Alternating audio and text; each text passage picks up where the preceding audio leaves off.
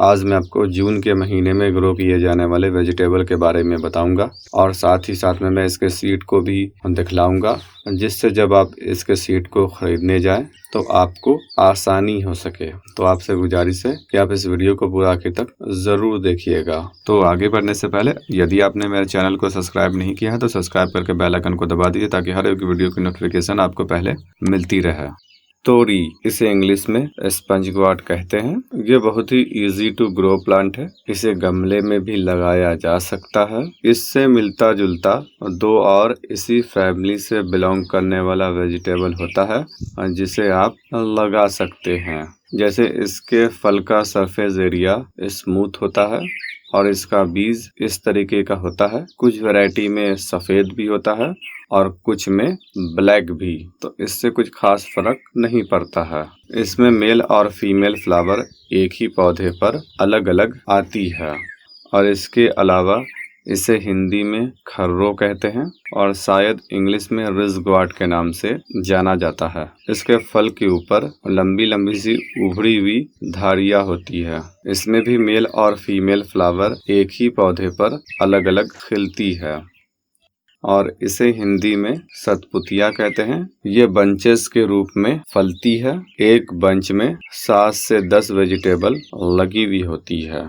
इसमें फ्लावर सिर्फ बंच में ही आती है और वह वेजिटेबल में बदल जाती है।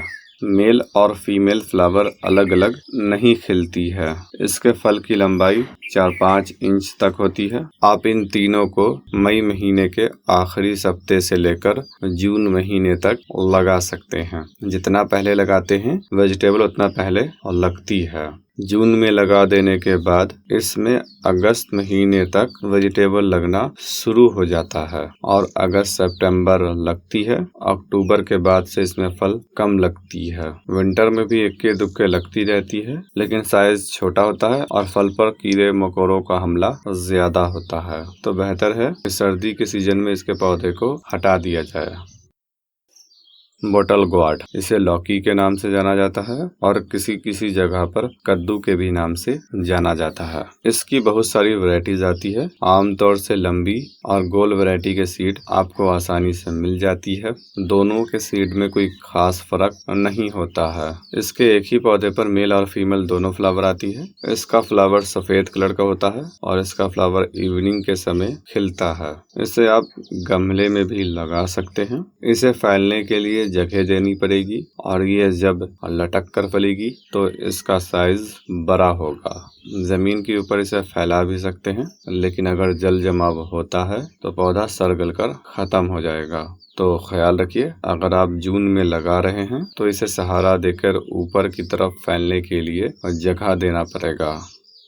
इसे हिंदी में भतुआ कहते हैं। इसकी भी लताएं होती है। इसके फल के ऊपर सफेद पाउडर जैसी एक लेयर लगी होती है। इसके वेजिटेबल को बनाकर सब्जी के तौर पर खाया भी जाता है और साथ ही साथ में इसका मुरब्बा भी बनता है। पम्पकिन, इसकी भी लताएं होती है। वैरायटी के हिसाब से इसके वेजिटेबल का साइज वेरी करता है और जब आप इसे जमीन के ऊपर फैलाते हैं उस जगह पर जहां पर जल जमाव नहीं होता है, जो भी इसमें फल फलेगा उसका साइज बड़ा होगा, क्योंकि इसके पत्ते के पास से जड़ निकलेगी और वह जड़ निकल कर जमीन के अंदर जाएगी और वहां से ये खुराक लेगी और फल को सीधे तौर पर देगी, जिससे इसके फल का साइज बड़ा हो जाएगा। अगर आप इसे जमीन में ग्रो करना चाहते हैं तो आप इसे ऐसी जगह पर ग्रो कीजिए जहां पर जल जमाव ना होता हो और आप इसे जमीन के ऊपर फैलाइए। और अगर आप इसे गमले में ग्रो करना चाहते हैं तब आप इसके लताओं को छत के ऊपर फैलाइए। जब ये ऊंचाई पर लटक कर फलती है तो इसका फल टूट कर गिर जाने का खतरा ज्यादा रहता है। इसके फल का वजन अधिक हो जाता है जिससे ये टूट जाती है। इस सीजन में मिर्च की बहुत सारी वैरायटीज को लगा सकते हैं और इसके पौधे को आप गमले में भी लगा सकते हैं। 12 इंच के गमले में कम से कम एक पौधे को लगाइए तो फल ज्यादा लगेगी और आप अपनी जरूरत के हिसाब से इसके 2-3 गमले को या फिर उससे ज्यादा लगा लीजिए। ब्रिंजल, इसकी भी बहुत सारी वैरायटीज आती है। कुछ लंबी फलती है, कुछ गोल फलती है। हर एक वैरायटी की अपनी खासियत होती है। इसके पौधे को भी आप गमले में लगा सकते हैं। कम से कम 12 इंच के गमले में एक पौधे को लगाइए। टमाटर, इसे भी सीड्स के माध्यम से लगाया जाता है। जहाँ पर मौसम थोड़ा कम गर्म है, आप वहाँ पर इसके सीडलिंग कर सकते हैं। इसे गमले में भी आसानी के साथ लगा सकते हैं और एक गमले में कम से कम एक पौधे को लगाइए। 12 इंच के गमले में एक पौधे को आप इजीली ग्रो कर सकते हैं और उसमें अधिक संख्या में टमाटो भी लगेगी। इन तीनों की हम पहले सीडलिंग करते हैं या फिर गमले में बहुत सारे सीड को लगाते हैं। जब पौधा 2-3 इंच का हो जाता है तो फिर उसे उखाड़ा जाता है, उखाड़ कर लगा लिया जाता है। गमले में लगाना चाहते हैं तो गमले में लगा लीजिए, जमीन में लगाना चाहते हैं तो जमीन में। करेला, इसकी भी लताएं होती है। इसके एक ही पौधे पर मेल और फीमेल फ्लावर खिलती है। इसे आप गमले में भी आसानी के साथ लगा सकते हैं और जमीन में ऐसी जगह पर लगाना है जहाँ पर जल जमाव न होता हो। खीरा, इसे भी आप लगा सकते हैं और इस सीजन के खीरे के पौधे को आप गमले में भी लगा सकते हैं।